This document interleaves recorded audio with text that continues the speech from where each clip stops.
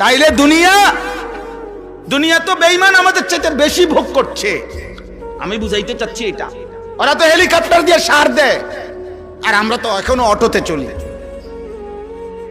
দুনিয়া হবে না বাপ, দুনিয়া নিয়ে তামাশা করলে মোমেন হবে না। ইমানদার দুনিয়া না, ইমানদারের আখিরাত। ওয়ালাদ-দারুল আখিরাতু খায়রুল লিল্লাযিনা ইয়াত্তাকুন আফালা তাকিলুন।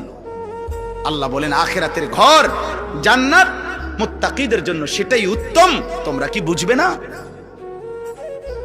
আল্লাহ বুঝে। কুল আউনাব্বিউকুম বিখাইরিম মিন যালিকুম।